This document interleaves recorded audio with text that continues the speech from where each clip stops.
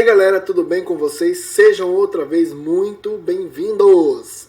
E hoje nós vamos, a gente passou aí por uma parte da reprodução, iniciando-se o que é reprodução. Então, finalizando a reprodução, agora a gente entra no estudo dos animais. Vamos deixar de falar de reprodução? Nananina, não! A gente ainda vai falar de reprodução, só que agora a gente vai entrar no tema dos filos.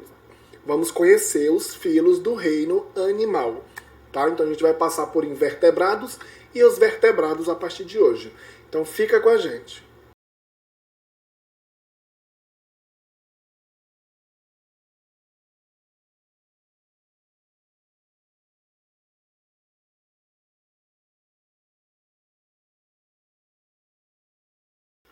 Então olha só, os animais eles são organismos pluricelulares, multicelulares. Certo? Então o que significa isso? São animais que nós vamos ter, todos os animais vão pertencer ao grupo dos pluricelulares para frente, ou seja, os unicelulares a gente estuda lá em Monera ou em protozoários, certo? Lembram lá do segundo bimestre? São totalmente eucarióticos, ou seja, pertence ao grupo dos eucariontes, aqueles indivíduos que a sua célula tem o núcleo e dentro do núcleo eu vou ter o material genético, certo? Então são células com organização celular. São heterotróficos obrigatórios, ou seja, eles não produzem o seu próprio alimento, então eles precisam, usar da energia de outro fornecimento, no caso outro indivíduo ou animal, para poder manter assim a sua energia vital, a sua vida, certo? E são incapazes de sintetizar o próprio alimento. Tem adaptações necessárias para a sua proteção. Então, alguns animais criaram os dentes mais afiados, outro a velocidade, outro a camuflagem, outros os espinhos no corpo. Então, cada animal fez a sua adaptação para poder manter a sua proteção, a sua sobrevivência aqui na Terra. Então a maioria dos animais possuem adaptações importantes para a sobrevivência, E aí envolve neste caso aqui o tubo digestivo, os órgãos sensoriais e também o sistema nervoso. Quando a gente fala aqui de órgãos sensoriais, são animais que têm a percepção do ambiente, a percepção de movimento, de tudo. Animais que, por exemplo, com a anteninha ele consegue pressentir a sua presa ou a sua caça e assim por diante, tá bom?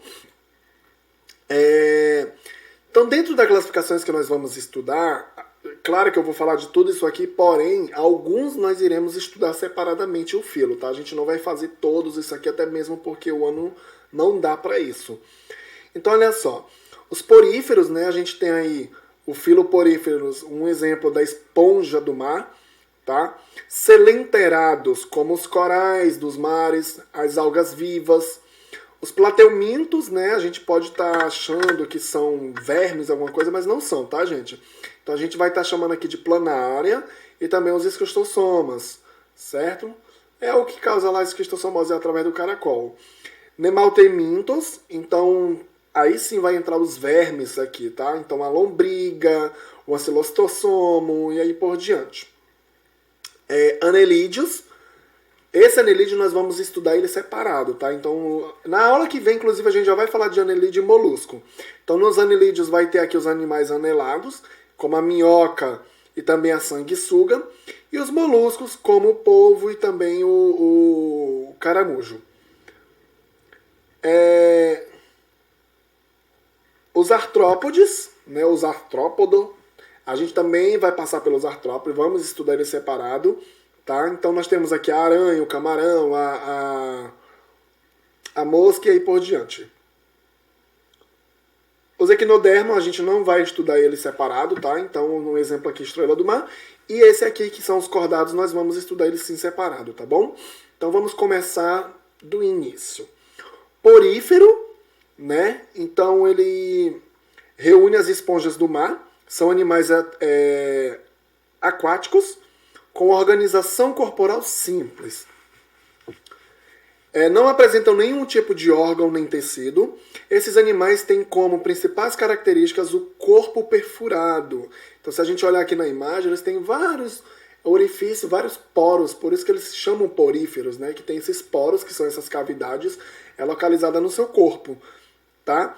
E a maioria vive de forma no mar, né? De forma séssil no mar, ou seja, eles geralmente são fixos em corais, alguma coisa do tipo, nas algas costeiras, e também são raras e, aliás, em águas rasas e também quentes é o local de sua sobrevivência, tá bom?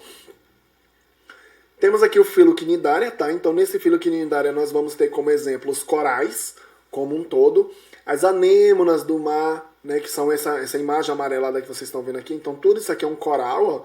Isso aqui são as anêmonas do mar, tá? Outros que nós temos aqui são as caravelas, que são algas vivas. Então observa que nós temos dois tipos aqui para os cnidários. Estes animais que são sésseis, então são fixos no lugar, e as caravelas, por exemplo, elas são, né, de vida livre, né? Elas são locomotoras, mas fazem parte do grupo dos cnidários, tá? Alguns podem provocar queimaduras leves ou graves na espécie humana. O fato deles provocarem essa queimação é porque na estrutura corporal deles, eles têm as células que nós chamamos de quinidoblastos. Essas células quinidoblastos, elas têm substâncias tóxicas nelas que provocam essa irritação na pele, né? E aí a gente chama realmente isso de queimadura, porque algumas são bem graves mesmo, mas outras são mais leves, tá? Então é devido à presença dessa célula aqui no corpinho do indivíduo, tá bom? Grupo dos plateumintos, né? Então o que são os plateumintos? São vermes chatos, né? Então eles têm a forma geralmente achatada do corpo, tá? Eles são mais para horizontal do que para vertical, tá? E alguns têm vida livre, outros têm vidas fixas, né? Vidas sexo, porque são parasitas, né? Vivem de forma parasitária no corpo de outro indivíduo, tá? Então nós temos alguns exemplos aqui, outros podem ser de forma aquática, como outros podem ser de formas terrestres, tá? Algumas espécies aqui nós podemos citar, por exemplo, as planálias, né, que são também parasitas e tal, e os esquistossomos, que são parasitas que geralmente vivem dentro do corpo do ser humano, né? As tênias também acabam participando aí deste grupo, né, por viver dentro e localizado, por exemplo, no intestino do ser humano, tá bom? Então esses são os plateumintos. Temos aqui os filos do molusca, tá? Nós vamos estudar os moluscos separadamente. Quem entra nesse grupo aqui são animais de corpo mole. Alguns apresentam estrutura calcária, por exemplo, como concha, né? Então nós temos aqui o exemplo do caracol, do caramujo, das sépias também, tá? E aí ela se torna uma casca totalmente rígida feita de calcário, tá? São encontrados representantes desse grupo diversamente de formas de ambiente marinho e também terrestre, certo? Os animais que fazem parte desse filo, eles são os caramujos, os mexilhões, as lesmas, os polvos, lulas e alguns outros, tá bom? Mas a gente vai estar estudando esses separadamente. Vocês vão ver que as classes, por exemplo, dele, nós vamos estar estudando em 3 formas, que são os gastrópodes, cefalópodes e os bivalves. Tá? Então a gente ainda vai estudar parte por parte desse separadamente. Por enquanto aqui eu só estou apresentando para vocês todos os filos que compõem o nosso sistema do reino animal. Os anelídeos, que nós também vamos ver já na próxima terça-feira, essa aulinha separada, tá? Reúne animais que representam um corpo de característica principal formado por anéis. Então dentro do seu corpo vocês vão ver vários tipos de anéisinho. Por isso que eles recebem esse nome de anelídeo. Então, quem já viu uma minhoca, pegou uma minhoca na mão, vê que a minhoca ela tem um monte de componente anelado no corpinho dela, tá? Os representantes mais conhecidos por nós são as minhocas e as sanguessugas, tá? Então, nós vamos ver aqui também as classes que compõem os anelídeos. Tá? O filo dos artrópodes, né? Nós vamos ver os artrópodes separados sim, tá, galera? Então aqui vai reunir uma grande diversidade de espécies. Para vocês terem ideia, o artrópodes é o grupo que mais reúne animais na face da Terra, né? Na face do universo, se é que existe vida em outro planeta. Então assim, eles reúnem a maior diversidade de componentes vivos dentro do sistema do reino animal, tá? Tem principais características os apêndices articulados, que eles usam tanto para rastreamento quanto para locomoção. E aí esses apêndices a gente vai compreender aqui como as patas, as antenas, né, como exemplo aí do animal, tá? Geralmente eles vão ter um esqueleto externo, denominado de exoesqueleto, então são indivíduos que abandonam o seu corpo e acabam por subtraí-lo, tornando-se um outro corpo. Ou seja, o corpinho dele lá dentro começou a crescer demais, ele libera aquele casulo dele, que a gente chama de exoesqueleto, e toma uma outra vida própria, uma outra vida livre com aquela nova pele, digamos assim, tá? Com aquela nova casca, tá? Geralmente esse exoesqueleto é formado por uma substância chamada quitina. Tá? Ela é uma substância totalmente rígida, dura, fazendo com que haja proteção desses indivíduos, seja ele inseto ou não. Tá bom? O crescimento do corpo desses animais acontece por meio das mudas ou também da equidase, tá? Ou equidise que a gente chama, tá bom? Então, para a gente compreender um pouquinho melhor aqui, ó, eu tenho aqui o filo dos artrópodes. Eles vão se dividir em 3 categorias aqui, que são os subfilos. Então, eu vou ter os crustáceos. Quem está dentro do grupo dos crustáceos? Os camarões, as lagostas e aí por diante. Eu vou ter um outro aqui, que são os quiliceratos, tá? Os quiliceratos, que eu vou ter aqui dentro as aranhas, os ácaros, os carrapatos e aí por diante. E o outro que nós vamos ter aqui é o nirâmia, tá? Então entra aqui como exemplo a lacraia e também o zembuá. Calma que a gente vai estudar isso aqui tudo separadinho ainda, tá? Não se preocupem, isso aqui só é uma apresentação para vocês do que vem pela frente. O grupo dos cordados, que nós vamos estar estudando separadamente, é também um grupo maior, é o segundo grupo maior de indivíduos depois dos artrópodes, tá? Quem entra nesse grupo aqui? Todos os animais de coluna vertebral, todos os animais que possuem ossos. Então, os anfíbios, os peixes, os mamíferos, os répteis e as aves, certo? Então vai reunir uma grande diversidade de seres de formas e tamanhos variados e diversificados, adaptado a mais diversos ambientes. São representantes dos cordados animais invertebrados do tipo aquático, como o anfioxo e a assídia. Isso aqui são 2 animais que eles têm uma estrutura óssea. E aí eles acabam entrando dentro do grupo dos cordados, tá? Porque foi através deles que os outros animais vieram na sua evolução possuir o que a gente chama de coluna vertebral, tá bom? Então, para a gente entender aqui, ó, a divisão, eu tenho aqui os cordados que vão se dividir em urocordados, cefalocordados e o que a gente chama de vertebrados, tá? Então a gente vai estar estudando depois isso aqui separadamente, um por um, tá bom, galera?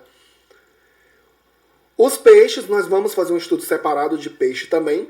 Os peixes nós vamos ver que só existem 2 grupos, que são os condrictes e os oxteites.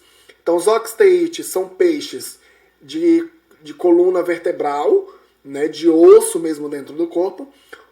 Os condrictes, eles não possuem literalmente a coluna vertebral, eles vão possuir os ossos formados somente por cartilagem. E nós ainda temos um agnato, né, que é formado através que eles não têm a mandíbula, tá? Eles são amandibulados. Vocês vão ver aí, por exemplo, um peixe-bruxa, que a gente vai estar falando dele mais para frente. Tá? Então são vertebrados aquáticos de água doce ou marinho e apresentam a pele enrijecida por escamas ou prolongamentos em forma de lâminas firmes. Tá? Esses animais são pecilotérmicos, ou seja, a temperatura do corpo não é constante. Então, para o animal ser pecilotérmico, o que acontece? Se ele está num ambiente quente, ele resfria o seu corpo. Se ele está num ambiente muito frio, ele aquece o seu corpo. Então, ele faz uma alteração para não ser constante a sua temperatura corporal, tá bom? Anfíbios, a gente também vai estar estudando os anfíbios, tá? As classes deles. Então, os anfíbios são animais de 4 patas e também têm uma pele totalmente lisa, né, totalmente mucosa e sem escamas, tá? Os representantes deste grupo são geralmente os sapos, as rãs, salamandras, pererecas e cobras cegas. E a gente vai depois estar estudando eles separadinho também, tá? Répteis, nós não vamos passar por répteis, tá? A gente vai encerrar ali nos peixes e nos anfíbios. Mas os répteis, eles já têm a sua forma mais enrijecida, né? Já tem eles umas escamas placoides em cima do seu corpo, tá? E aí a gente pode ter em animais pulmonados e apulmonados dentro ou fora do meio aquático, tá bom? As aves, a gente também não vai passar pelas aves, somente se der tempo mesmo lá em dezembro. Então as aves elas vão se caracterizar pelo corpo coberto de penas, né? A temperatura do seu corpo geralmente ela é constante, então ela não faz essa alteração, tá? E assim como os répteis, as aves também têm o seu desenvolvimento embrionário no interior de um ovo. Então são animais ovivíparos, né? Eles colocam o ovo e fazem o chocamento dele, tá? Exemplos aí, os avestruzes, as galinhas e aí por diante. E aí nós vamos, a gente vai até ver quais são as aves arinatas e carinatas, que são aves que voam e aves que não voam, tá bom? Mamífero, a gente vai sim estudar sobre mamífero mais pra frente, né? Eu não vou explicar aqui o que é mamífero, porque eu acho que todo mundo até já subentende o que seria isso, certo? Então, tchau. Isso foi somente uma apresentação, espero que vocês tenham gostado. E agora aguardem o próximo vídeo que a gente vai começar mesmo na tora-tora, ou seja, a gente vai começar com o anelide mollusco e já começar o pipoco aqui dessas aulas, tá? Então até dezembro a gente tem que ver todo o reino animal. Beijos a alguns, abraços a todos e fiquem todos com Deus. Bye!